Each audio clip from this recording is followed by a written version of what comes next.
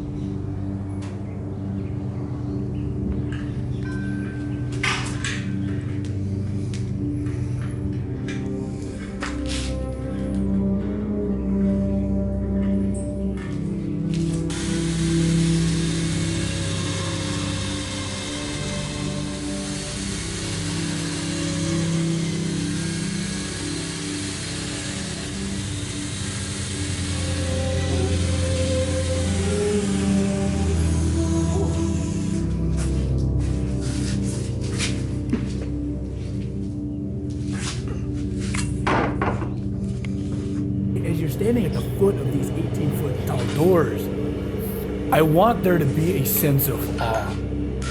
And capturing that is a lot of fun. You're tampering with a lot of sensibilities and, polishing people's lenses a little bit. And when it came to the door itself, the big plates that would kind of clasp the beam as it comes across, those were for me the showpiece.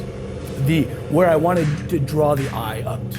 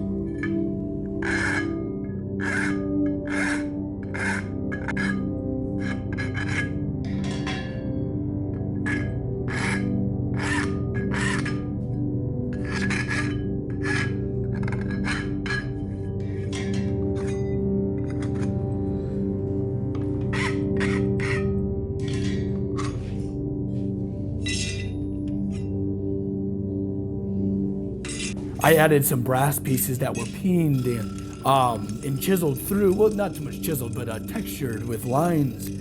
I really wanted to draw the eye to a lot of these reoccurring patterns. And those will continue to reoccur throughout the rest of this job.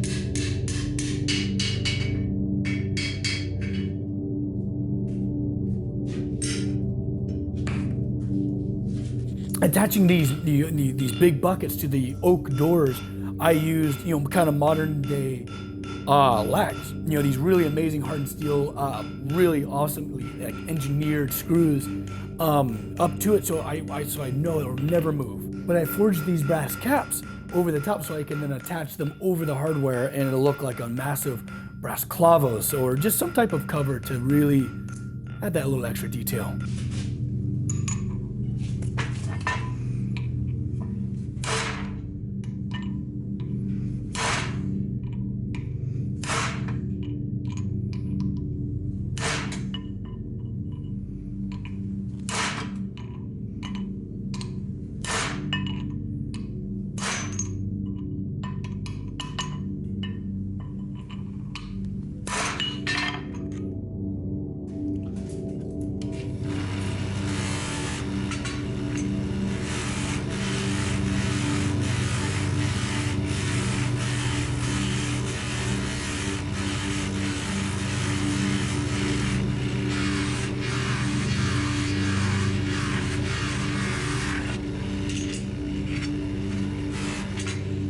I really couldn't have a big greasy beam sliding across this wooden door.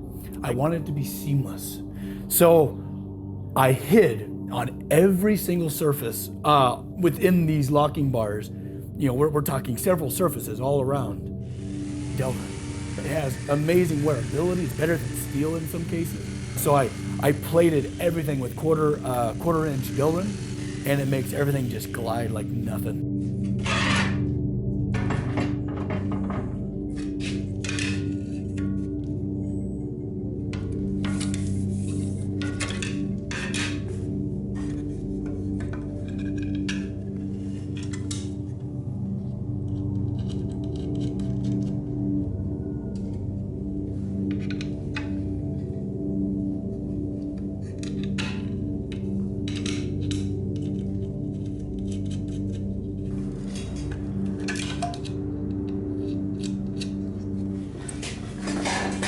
All right, so this is the beginning of one of the most rewarding parts of my work is when I get to start sanding all of the texture that I spent a lot of time hammering into the steel. You get to see all of these wonderful textures, all of these seams that I've put together.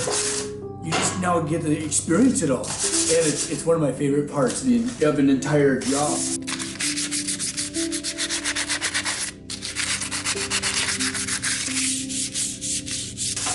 Very time consuming, but when you bring all of these wonderful textures out, it really becomes worth it.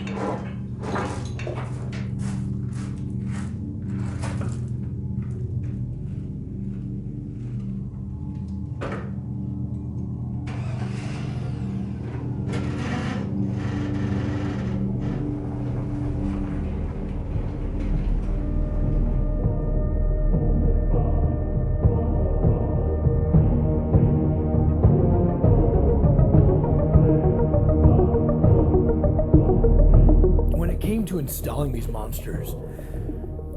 Each one weighs about 1,500 pounds, so we're talking almost 3,000 pounds in total of steel, just way up there in the air. And that topmost one, you're probably 15, 14 feet up in the air, which is hairy. It's very scary. So I'm up there in lifts, bringing the forklift in, and I'm really grateful for an awesome team that was there to aid me and follow my instructions as we put this thing up there. It was a treat to work alongside such amazing people. It's moments when the installation goes so perfectly and smoothly, and one thing just checked off the box after another, just without fail. It makes it all worth it.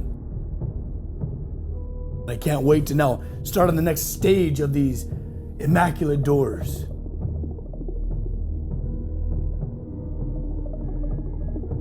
As always, my friends, thank you for watching.